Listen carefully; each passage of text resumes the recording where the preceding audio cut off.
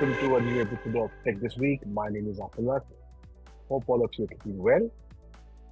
So, in today's episode, I'm going to dive into a slightly offbeat yet intriguing area.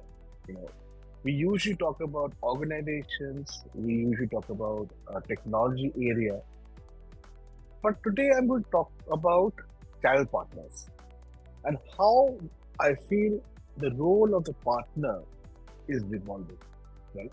So, as you all are aware, when we talk about channel partners, especially the tech world, be it resellers, system integrators, or consultants, have been very very crucial in the tech ecosystem. Because they actually are the intermediary, between the tech vendor and the end consumer. So traditionally, they have been essentially extending, if you think of it, extending market reach, understanding local customer needs, and managing implementation. That's where the role of the partner has traditionally always been, right?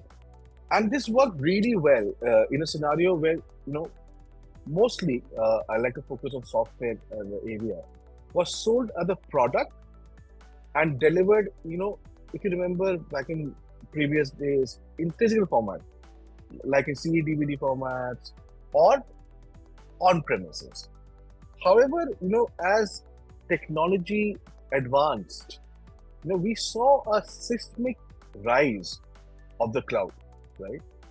We've seen how cloud has changed the way we consume a lot of technology, particularly, software, certain bit of infrastructure, so on and so forth. And with cloud, anything as a service as a concept also came in. And more recently, we've also seen the impact of AI. I'll come to the impact of AI in a while. But all of these changes clearly is redefining and reshaping, how software is developed, delivered, very importantly, and consumed, right? And because there is a change in how software is developing, delivering, and get consumed, we are witnessing to a completely new way of how software is getting consumed. And this is the rise, this is where we see the rise of what we call as a direct to consumer or D2C model, which may have a substantial and far-reaching effect on traditional channel partners.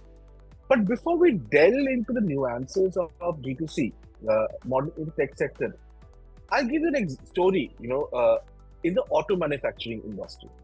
As you all are aware, all automobile companies, regardless of the luxury automobile makers or mass market automobile makers, all of them work through a channel partner program, right? They have dealer agencies who help them sell and service their cars, right?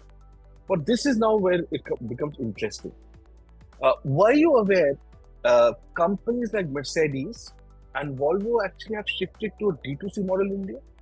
I mean, when I was doing the research for this particular podcast, this came as a very, very, very interesting story.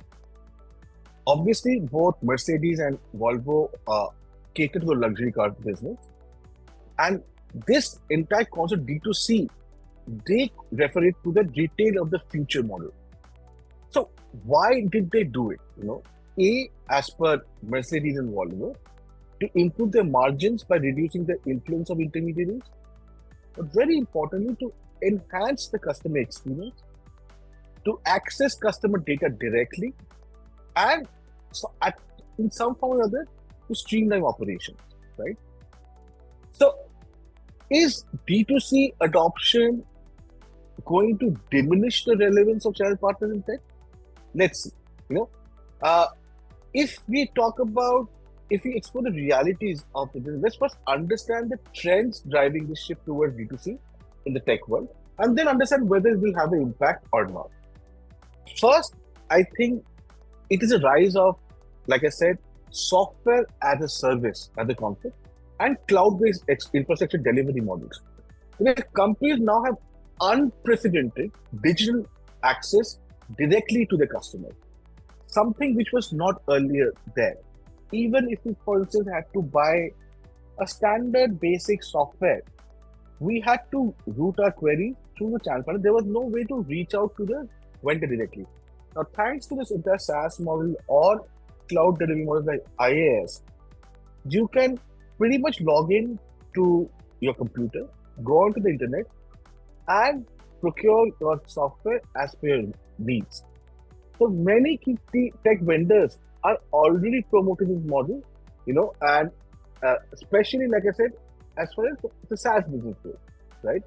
Uh, and we could therefore see the role of the traditional channel partner diminishing significantly over the years, right? The other important factor is the low customization need for standard solutions.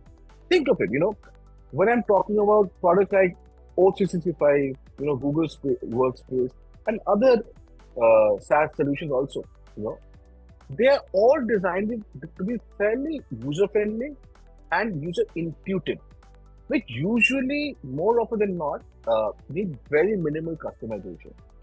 So therefore, you can buy them directly from the vendor's website, and customers handling most of the setup themselves or with the help of customer service.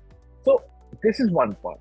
And the last but not the least, because in today's parlance, when we talk about technology, it is tough to discuss technology without discussing artificial intelligence. Because artificial intelligence also adds another layer of disruption, because AI-driven solutions are automating many of the tasks that probably intermediaries should do, like customer support, data analysis, and even personal recommendation. The message is obviously clear. Adapt or become, or you have the risk of becoming irrelevant.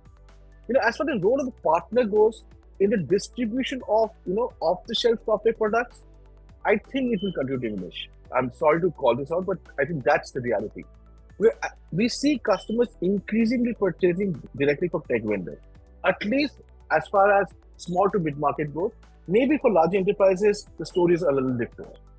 But, companies or channel partners, who have capabilities in complex solutioning, large-scale implementation, and specialized expertise will continue to play a pivotal role. So I think, like I said, I think the area where the partner played a critical role is somewhat akin to, say, a large system integrator.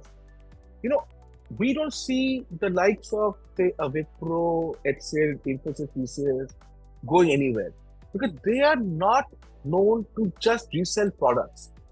They are known for the solutioning capability, right? I think that's that area for all partners to thrive and to be of relevance. They need to aspire to be those going forward, right? So, for example, partners offering specialized integrated services, custom managed services, or solution tailored to say specific industries like healthcare or automobiles or BFSI, will find opportunities in spite of the D2C dominant landscape in the software business world, right? So clearly the writing is on the wall. The future will favor channel partners who can pivot, their business model towards complex solutioning and other specialized expertise that add value beyond what a direct model can provide. Like I said, these are our views, probably a lot to think about. The people who understand, follow the tech market will love to hear from you. But that's it from my end for now. Have a wonderful week ahead. Bye.